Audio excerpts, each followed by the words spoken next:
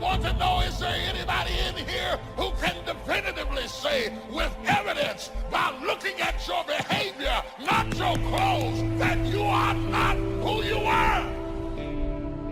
I mean, how many changes took place in 1 year? No matter what we want to think, no matter what we want to believe, we all changed in 2020. My life changed, my mind changed, my habits changed, my discipline changed. I am not who I was. Some of you, you're even watching this right now, and in just less than 10 months, your whole life looks completely different. And you weren't expecting that, you weren't planning on that, you had no idea those changes were coming. I suppose the question is, did you change for the worse? Or did you change for the better? Because everyone changes, but not everyone improves. Successful people know how to change with the times. They don't get stuck in a rut, doing the same thing the same way year after year. They're constantly evaluating where they are, and they make adjustments so they can improve. We have to stay open for change. We can't get so set in our ways that we won't try anything new. This is why many people don't have any enthusiasm. There's no freshness in their life. Every time an opportunity comes for change, for promotion, because they're not used to it, they shrink back. They don't realize that's what's keeping them from going to the next level. I had a change in my heart. I had a change in my mind. I had a change in my behavior. When he got to changing me, I thought completely differently than I do today. You can see it in my walk. You can see it in my talk. You can see it in my behavior. People I used to run with, I don't run with anymore. Places I used to go, I don't go no more. I know I've been changed. I know I've been. But how many of you know that when you get tired, when you get fatigued, when you get desperate, you start lowering your standards pretty quick? Like, you ever woken up in the night mad thirsty? Dude, you make your way to the refrigerator, you open up that refrigerator, the light hits you like it's heaven. Because if you get thirsty enough, you'll drink anything. Some of us have been on the faith journey for a while, and we have gotten tired on our journey. Yet when you start to get tired, it's a bad moment to make big decisions, because you will lower your standards. Some of us in this room, we have settled for second best because we traded an eternal blessing for short-term gratification.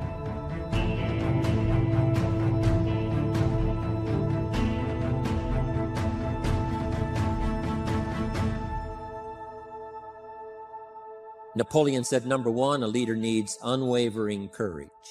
I don't know if I totally agree with the unwavering part of this or not, because sometimes our courage does waver a little. It bend but not break.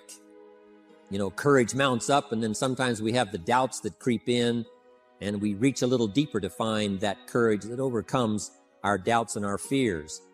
So I would probably debate a little bit with Napoleon on this unwavering courage, because sometimes courage does waver. But as long as it stays, as long as in the end there it is to serve you, the courage to do what you didn't think you could do, the courage to step into territory that might be a little unfamiliar, the courage to talk to somebody you don't know, the courage to attempt conducting a meeting, the courage to give your first testimonial, the courage to solve problems you couldn't solve before, that kind of courage. Courage to stand up when it's sort of dark in your corner, the courage to do it when it isn't going your way, seemingly. That kind of courage. Wavering a little at times, yes, because we all have doubts that attack us. We all have small fears that creep in. That is the nature of life. But that's what faith is all about. That's what courage is all about, to serve us when our doubts will not serve us well. Faith to overcome fear, and courage to overcome our doubts. Second, Napoleon said self-control. That, of course, is the very essence of life itself, is self-control. Because we all have this warfare going on. It's going on in the world, the warfare between liberty and tyranny. In our own body, the warfare between health and illness, the struggle is on. Struggle between light and darkness, the struggle between good and evil. I call it opposites in conflict. And as soon as you're born into the world, as soon as you find yourself and discover yourself on this spinning planet headed somewhere, you know that this exists. To be a civilized society, we must drive the dark side of our nature into a small corner and let the positive side flourish.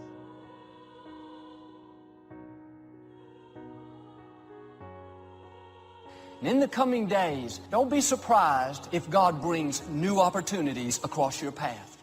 Some of you are going to be offered a position that you feel is over your head. Or maybe you single people, God's going to bring somebody new into your life. You'll be tempted at first to play it safe. Think about all the reasons why you can't do it. You've been hurt in the past. You can't get into that new relationship. You're not qualified for that new position. And if you're going to experience God's best, you got to be willing to take a risk. You can't get stuck thinking that it can only happen one way. This life that you're living is one long, big journey. And maybe you hit an obstacle on the way that slowed you down, or maybe put your goal on the back burner, but do not call yourself a quitter. You're already telling yourself that you're a quitter. You put that in your background, and I don't want to see that happen to you because you matter too much. You are not a quitter. You are not someone who gave up. You are simply someone who may have not been ready to face some of the demons that are in your background, who may have not been ready enough to say, you know what, I love myself enough this time to believe myself enough to keep showing up for myself. What would you do with your life if you had it to live over? What is one value, one deep commitment from which you would never budge? Are you proud of how you have been living your life? Have you explored your natural talents, your gifts, by enthusiastically trying a variety of activities? Ladies and gentlemen, a lot of us have so much talent and abilities, we just put them back on the back burner or just left them aside someplace. Never did anything with them, never brought them out here. What are you sitting on? What gifts are you sitting on? Have you resigned yourself to a life feeling that nothing can be done to change your future or your circumstances? Have you been afraid to try something different because you're afraid of how people will react to you or what they will think? Early, we must learn to exercise self-control. Power is a wonderful thing, but it must be exercised properly. It must be exercised to benefit, not to destruction. So self-control is certainly necessary to be a strong leader, so that you can become the best example. The example of having your temper well managed, to having that dark side of your nature under control. The best example of choosing wise words and not being careless, that kind of control. Control of your appetite, control of your desires, so that they fit into the positive side of life and not the negative side. Then he said, a leader must have a keen sense of justice. How very true. Justice we become familiar with, even when we're small. When certain things that happened or were done to us something told us that wasn't right. Someone did us wrong. We have that sense of right and wrong, and it starts very early. Then we have to have that sense of utilizing what's right and what's wrong so that we develop this sense of justice, this sense of being fair, this sense of being on the positive side, on the right side. To minimize a person's mistakes, they need to have this sense of justice. We have to have justice when we're building an organization. What's fair, what is a good balance, certain rules and regulations, so that all of us have a chance to fit within this framework of fairness, justice, and what's right. Otherwise, enterprise cannot work. Otherwise, we have what we call, in a political sense, anarchy, where there is no justice, when might is the order of the day, power is the order of the day, not the law, not the rule, not what's right, but power. And we would all dismiss that. It's been a catastrophe in the last 6,000 years, the governments that resorted to power instead of democracy, that resorted to intimidation instead of freedom. And we all know the terrible toll that takes.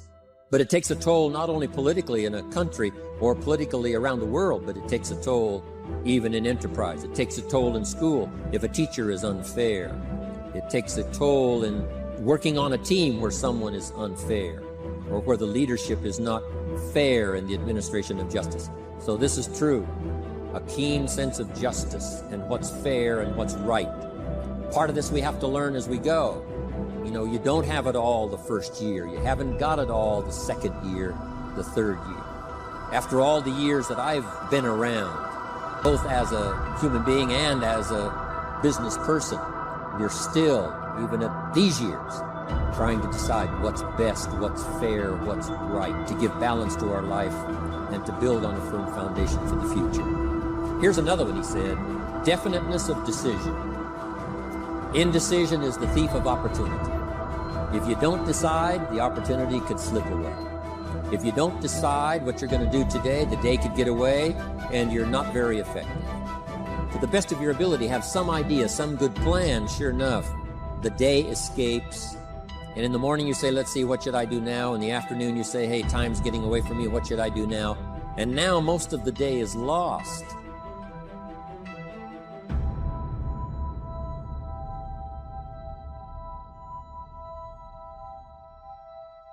When I know I need to change something, what I do is I change it. I've had people that listen to the podcast and they've reached out to me over the past few years, and one of the main messages that they took and put into action was actually putting things into action. These are just normal people, but they're normal people that knew they needed to make a change. And they decided they were going to make a change, and then they made it. And that is what you can do too. If you have something to change, if you want to change something, change it. Change it now. Find something that you can look at your life that you say, hey, I know I've got a problem in this area, being late. I need to take care of that. Procrastinating. I need to deal with that. Creating an imbalance in my life where I'm spending more time looking at television or having social fun and not spending enough time working on me. See, most people spend more time working on their jobs than they spend working on themselves. And whatever we achieve in life, whatever we create, whatever we're able to manifest comes out of the human mind. So many times, guys, we get distracted by things that we either have no control of or matter nothing to our goals. I want to ask you guys tonight, just do a little favor. And I want you to write down things that you focused on today that held you back from being the person that you want to be. Did you worry about the behavior of someone else, something that you got no control over? Or did you stress about something that hasn't even happened yet? Did you give yourself negative vibes because you're worried about something that you have a fear over? And I also want you to write down things that you focused on today that helped get you closer to the person that you want to be. Did you eat right? Did you exercise today? What are things that you focused on today that you know are going to make you a better version of yourself so that you can show up stronger tomorrow than you did today? You've been given the dignity of choice. You don't have to repeat this year the same as last year. You can tear up last year's plan, develop a new plan.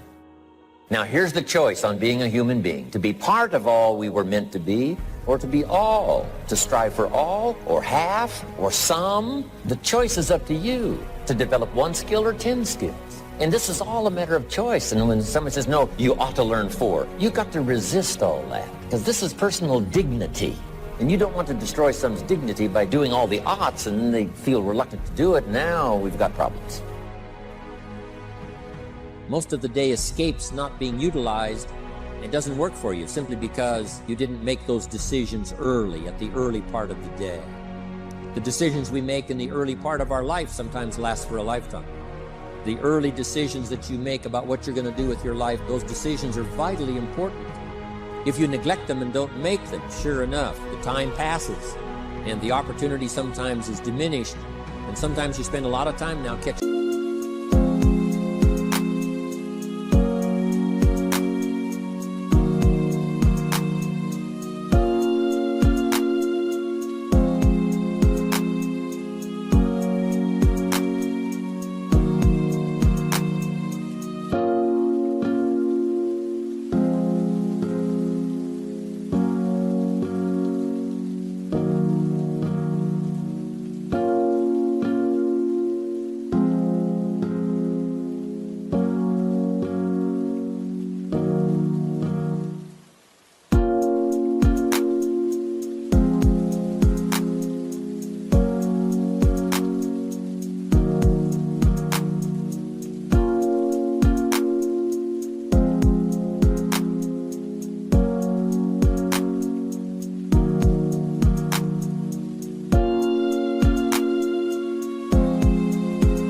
up simply because you didn't make those early decisions.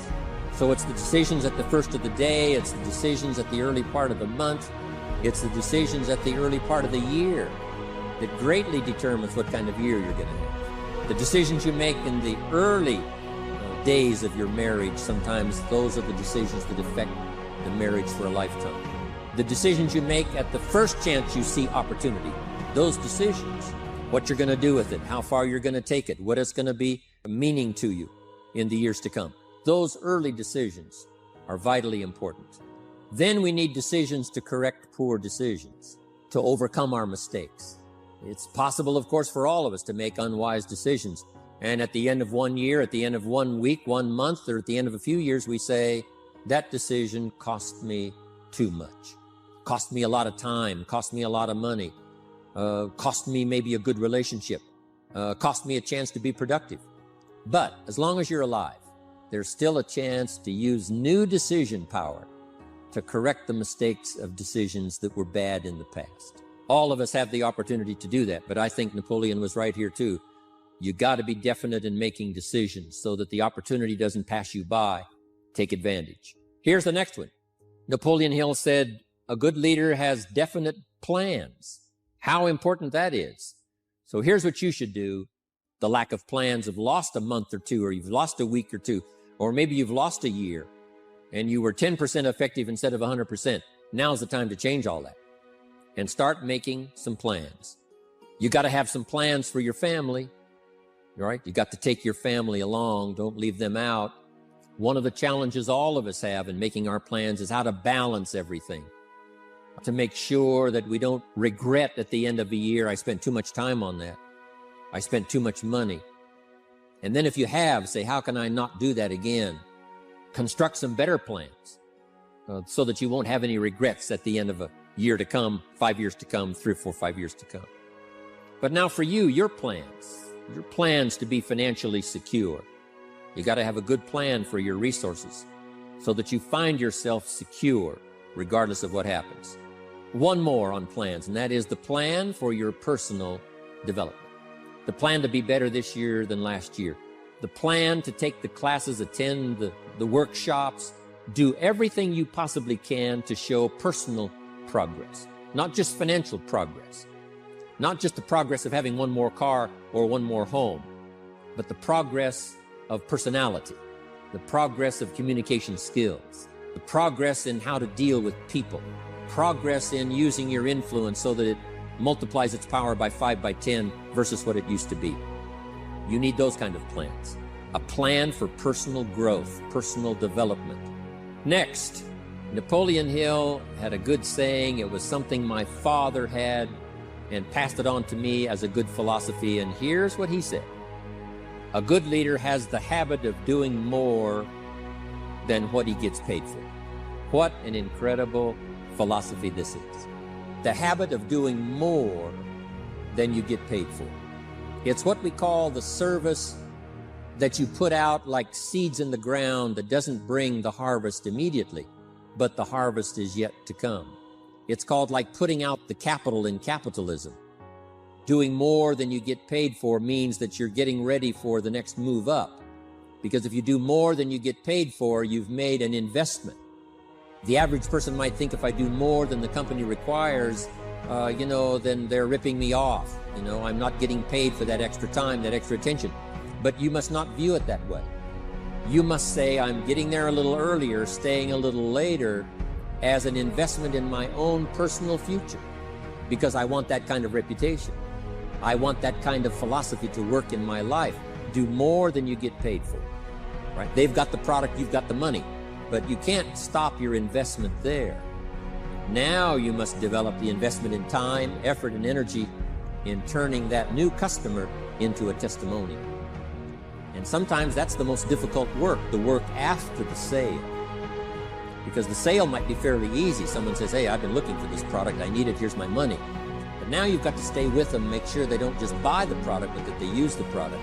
And that they don't just use the product, they keep using the product. That's the work after the sale. But if you learn to make that kind of an investment and do more than you get immediately paid for, that kind of investment is so powerful, So you do more than you get paid for up front. It's happened for me, making the investment. When I first started lecturing, I talked to high school classes, college classes, service clubs, and I gave it all away. I went and talked for free. Someone said, Mr. Owen, would you come and do this breakfast talk? I said, sure. Could you do this luncheon talk for this service club? I said, of course. And all of that in the beginning was for free, primarily because I'd made my fortune. I didn't need the money, but I did it for free. But look what it's made for me by giving that kind of service in those early days. And finally, it led to business and led to an enterprise. And I was giving a seminar all those years ago here in Los Angeles, and Mark Hughes was in my audience. So what you don't get paid for, don't worry about that. Just render the service.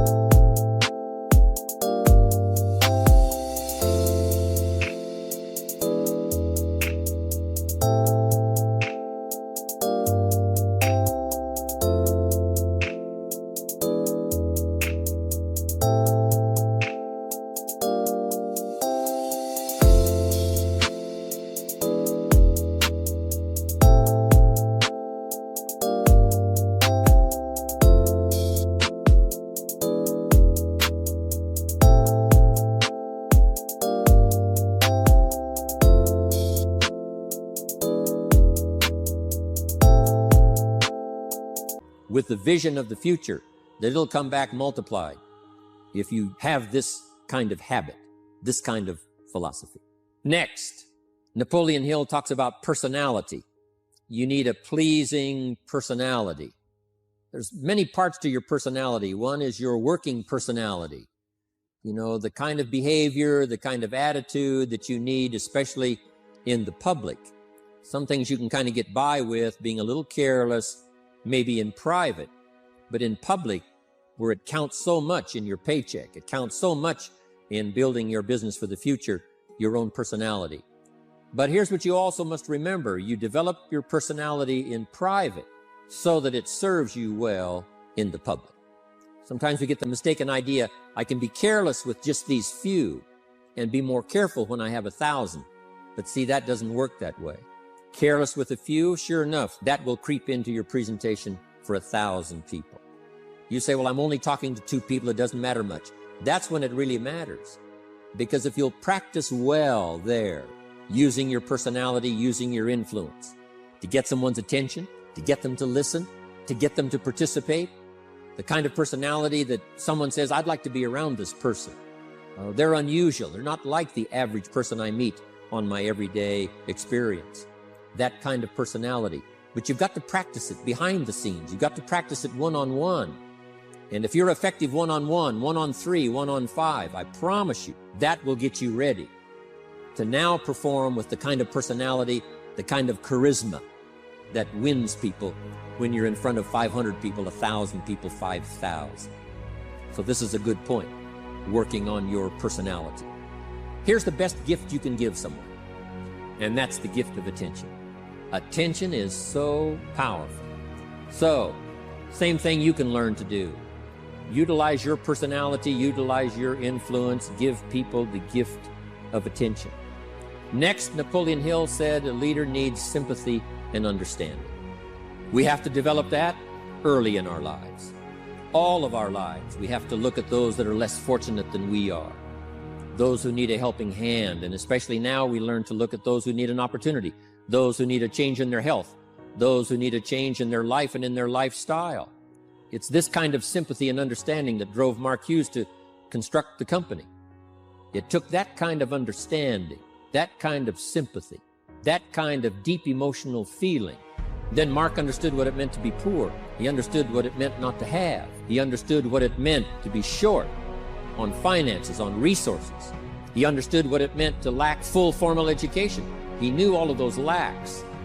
And instead of crying about it, he said, what I will do is change it for myself, and then I'll help other people that have the same challenge. Lack of education, lack of the money, lack of the resources, lack of good health. faced with all kinds of difficulties they can't solve, I'll get mine solved, and then I'll be strong enough and have the skills to where I can help other people. That kind of leadership quality is so powerful. That kind of understanding. Here's the next one. A leader must have, Napoleon said, a mastery of the details. How very true. All can be lost with just a couple of missing details. The drama is in the details. Someone says, I lost 30 pounds. Well, 30 pounds is 30 pounds, but that's not the drama. The drama is, where were you before? Now someone begins to give us some of the details. And then after they've lost the weight, now how they feel. Now their self-confidence has been restored. Now they feel better about themselves. The drama is in the details. But this is also important in the details of your day, the details of your business, the details of good communication. Master the details. Now here's the next three. Willingness to assume full responsibility. Mark Hughes says, what happened to me might not have been my responsibility, but what I do about it is my full responsibility. I've had some people did me wrong. In his first couple of business experiences, he was done wrong. Some people ran off with the money. He was left holding the bag. But he said, that's what happened. And I was not responsible for what happened, but I am responsible for saying to myself, now, what am I going to do about what's happened? If a hailstorm destroys the farmer's crop, he wasn't responsible for that. But his responsibility now begins when the hailstorm is over, when he asks the question of himself, what should I do now? Now that this catastrophe is over, now that the damage is done, now what should I do about it? And a philosophy I've taught all these years, it's not what happens to you that determines your future. It's what you do about what happens that determines your future. And this is a major part of it, accepting full responsibility. If you've got an organization, you're conducting meetings, and you're the leader, the responsibility ends with you. Someone else may mess up, make some mistakes, still your responsibility. Some things over which you have no control, understandable. But what you do about it now, how you fix it, the diplomacy you use, the strategy you use, that's the kind of responsibility now that depends on you. Also, you've got to be responsible for your future. Nobody's going to fix it. No one else is going to design it. No one else is going to come along and say, hey, I will make sure it all works well for you. You've got to take all the input. You've got to take all the testimonials, all the teaching, all the training, all the influence.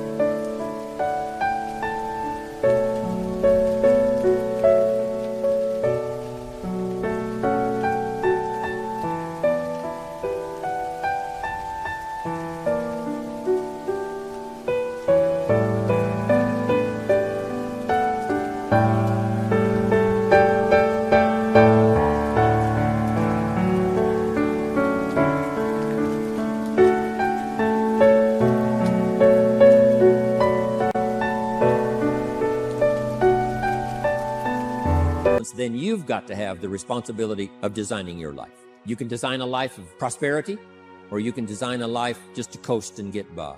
The responsibility belongs to you. Next is cooperation. Ideas, we take advantage of each other's input. We take advantage of each other's enthusiasm. We take advantage of each other's testimonial. And we take advantage of each other's willingness to grow. In those early days, Mark got the group together. Jerry Shatanovich, Doug Stuntz, the rest, and made some plans to cooperate.